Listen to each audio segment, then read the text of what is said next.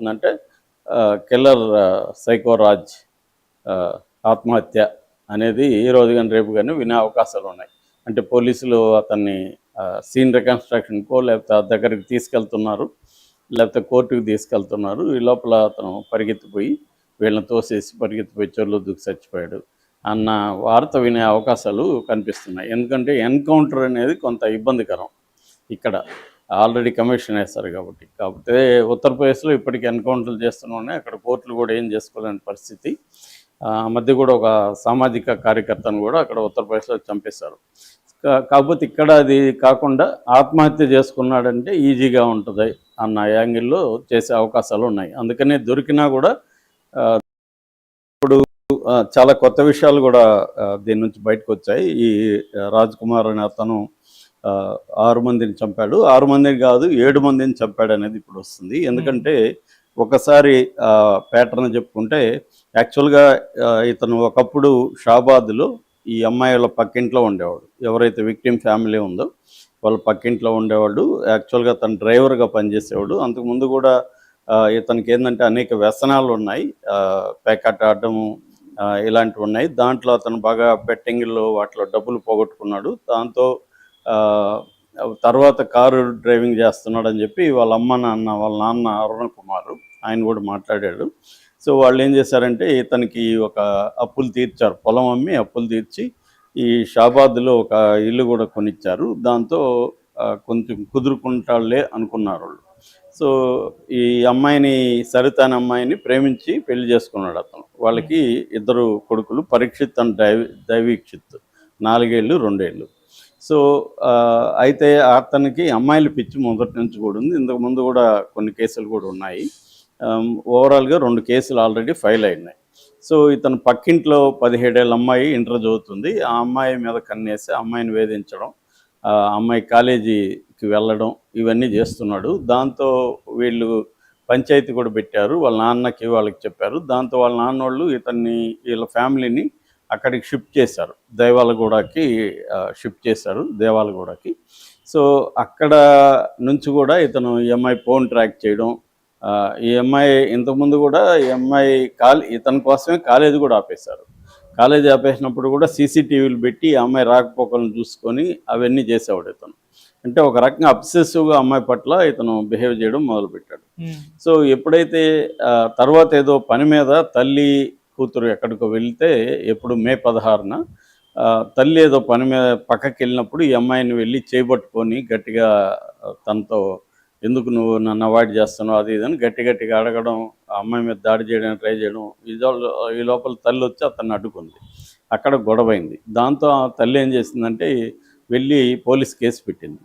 పోలీసులు పోక్సో కింద కేసు తీసుకున్నారు. అయితే ఇతను ఏం చేశాడంటే పోలీసులు మేనేజ్ చేసుకుని ఎస్ఐని సిఐని ఇతను యాంటిసిపేటరీ బెయిల్ 12వ తేదీన జూన్ 12న యాంటిసిపేటరీ, ఎందుకంటే సెక్షన్లు బెయిలబుల్ సెక్షన్లు పెట్టారు. ఎప్పుడైతే డబ్బులు ఇచ్చారో ఇతనికి మామూలుగా పోక్సో కేసులో వేధింపులు కూడా సీరియస్ అంశమే, కానీ బెయిలబుల్ పెట్టేసరికి ఇతనికి యాంటిసిపేటరీ బెయిల్ వచ్చేసింది. దాని తర్వాత జూన్ 16న ఇతను వెళ్ళి పోలీస్ స్టేషన్లో సరెండర్ అయ్యాడు.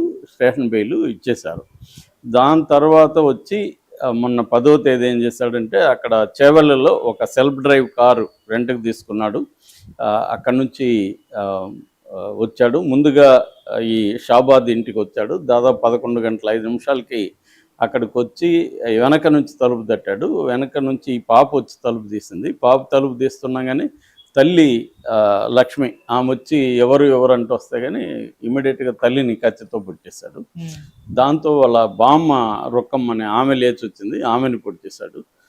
ఇంకొక అక్క కూడా ఉంది ఈ అమ్మాయికి. ఈ అక్క వికలాంగులారు, అందుకని ఆమె లేవలేక ఎక్కడో పడుకుంది. ఆమెను వదిలేశాడు. ఈ పాపని పట్టుకొని కత్తి పెట్టి, ఈ పాప వణికిపోతుంది భయంతో, కళ్ళ ముందే తల్లిని బామ్మని చంపేయడంతో వణికిపోతుంది. సో దాంతో భయంగా ఉన్న పాపను పట్టుకొని వచ్చి కారులో ఎక్కించుకొని వాళ్ళ ఇంటి దేవాలగూడ ఇంటి దగ్గర ఒక చెరువు ఉందన్నమాట. ఆ చెరువు అఖిల్ సాగర్ చెరువు. ఆ చెరువు దగ్గరికి తీసుకెళ్ళి అమ్మాయిని కారులో దించి అమ్మాయిని కూడా పొడిచేశాడు. పొడిచిన తర్వాత అక్కడ 7 ఇటుక రాళ్ళు పేర్చాడు. మొత్తం పెట్టేసి బయటకు వచ్చి కారు తీసుకొచ్చి ఇంటికి వచ్చాడు. ఇంట్లో భార్య, 2 పిల్లలు నిద్రపోతున్నారు. వాళ్ళ నిద్రలోనే కత్తులతో గొంతులు కోసేశాడు. ముగ్గురు చనిపోయారు. చనిపోయిన తర్వాత వాళ్ళ నాన్న అరుణ కుమార్‌కి ఫోన్ చేశాడు. వాళ్ళు ఫోన్ చేసి తర్వాత స్విచ్ ఆఫ్ చేసి వెళ్ళిపోయాడు. వాళ్ళు షాక్ అయ్యారు. అరుణ్ కుమార్ వాళ్ళ భార్య షాబాద్ పోలీసులకి పరిగెత్తుకుంటూ వచ్చి చెప్పారు ఇలాగ జరిగిందని. వాళ్ళు ఇమ్మీడియట్‌గా 2 బృందాలుగా, ఒక బృందం వీళ్ళింటికి, ఒక బృందం ఈ ఈ అమ్మ పాప వాళ్ళ ఇంటికి వెళ్ళారు. సో మొత్తం వెళ్ళిన తర్వాత చెరువు దగ్గర కూడా వాళ్ళకి బాడీ కనపడింది. మొత్తం 6 బాడీలు.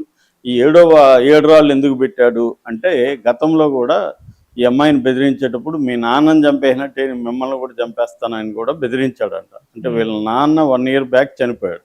అది ఇతనే చంపాడు అనేది ఇప్పుడు ప్రూవ్ అయింది.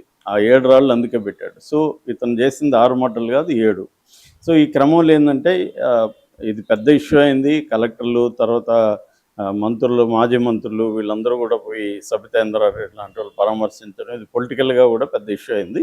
దాంతో ఇప్పుడు ఎస్ఐ, సిఐ మీద కూడా చర్యలు తీసుకున్నారు. ఇప్పుడు ఏమైందంటే ఇతను దొరికాడా లేదా అనేది సమస్య. దొరకలేదని పోలీసులు అయితే దొరికినట్టుగా చెప్పట్లేదు. కానీ ఒక అతను అక్కడ కొత్తూరు పోలీస్ స్టేషన్ పరిధిలో కొమ్మరిగూడ అని ఉంది, అక్కడ బండారు సుధాకర్ అనే ఒక అతను మీడియాతో మాట్లాడాడు.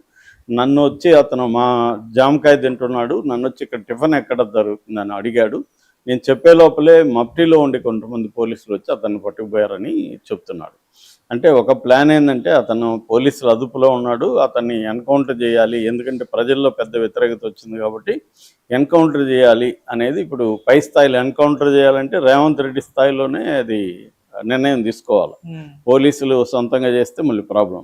కాకపోతే అంటే ఎన్కౌంటర్ చేస్తే పొలిటికల్గా మనకి మైలేజ్ వస్తుందా రాదా అనేది ప్రధానంగా చూసుకుంటారు. గతంలో కూడా రాజశేఖర రెడ్డి దగ్గర నుంచి అన్ని ముఖ్యమంత్రులు, అందరు ముఖ్యమంత్రుల దీంట్లో ఇట్లాంటి ఎన్కౌంటర్లు మామూలు. ఈ మధ్య యోగి మోడల్ దేశవ్యాప్తంగా జరుగుతుంది. మొన్న కూడా పశ్చిమ బెంగాల్లో కూడా కొన్ని చంపేశారు.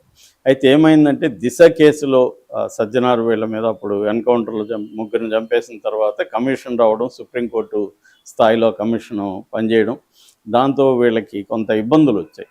సో ఎన్కౌంటర్ అంతే ప్రూవ్ చేసుకోవాలి. ఏది సెల్ఫ్ డిఫెన్స్గా మేము కాల్పులు జరిపామని ప్రూవ్ చేసుకోవాలి. అది కొంత కష్టమైన పని. అందుకని ఈ మధ్య ఏం చేస్తున్నారంటే ఈజీగా సూయిసైడ్ అని చెప్పేస్తున్నారు. మేము పట్టుకుపోతున్నాం, అతను యూరిన్ అన్నాడు, మేము దింపాము, ఈ లోపల అతను వెళ్ళి రైలు కింద పడిపోయాడనో లేకపోతే చెరువులో పడిపోయాడు. చెరువులో పడిపోయిన కేసులు ఆ మధ్య 2 వచ్చాయి. తుని దగ్గర ఒకటి, మదనపల్లి దగ్గర వచ్చి 2 కూడా చెరువులో శవాలుగా మారారు అనేది వచ్చింది. అట్లాగే ఇక్కడ కూడా ఒకసారి రైలు కింద పడిపోయినాయి. ఇప్పుడు కూడా ఇతను రైలు కింద కానీ లేకపోతే చెరువులోనూ, అదే చెరువు ఉంది కదా అక్కడే, అదే ఇతను తీసుకెళ్ళి ఆ పాపన్నారు, అదే చెరువులో ఇతను శవంగా తేలే అవకాశాలు ఈ రోజు కానీ రేపు కానీ ఉన్నాయని చెప్తున్నారు. అంటే ఫైనల్గా మనకి ఏం రాబోతుందంటే కిల్లర్ సైకో రాజ్ ఆత్మహత్య అనేది ఈ రోజు కానీ రేపు కానీ వినే అవకాశాలు ఉన్నాయి. అంటే పోలీసులు అతన్ని సీన్ రికన్స్ట్రక్షన్కో లేకపోతే ఆ దగ్గరికి తీసుకెళ్తున్నారు, లేకపోతే కోర్టుకు తీసుకెళ్తున్నారు. ఈ లోపల అతను పరిగెత్తిపోయి వీళ్ళని తోసేసి పరిగెత్తిపోయి చెరువులో దూకి చచ్చిపోయాడు అన్న వార్త వినే అవకాశాలు కనిపిస్తున్నాయి. ఎందుకంటే ఎన్కౌంటర్ అనేది కొంత ఇబ్బందికరం. ఇక్కడ ఆల్రెడీ కమిషన్ వేస్తారు కాబట్టి. కాకపోతే ఉత్తరప్రదేశ్లో ఇప్పటికీ ఎన్కౌంటర్లు చేస్తూనే ఉన్నాయి. అక్కడ కోర్టులు కూడా ఏం చేసుకోలేని పరిస్థితి. మధ్య కూడా ఒక సామాజిక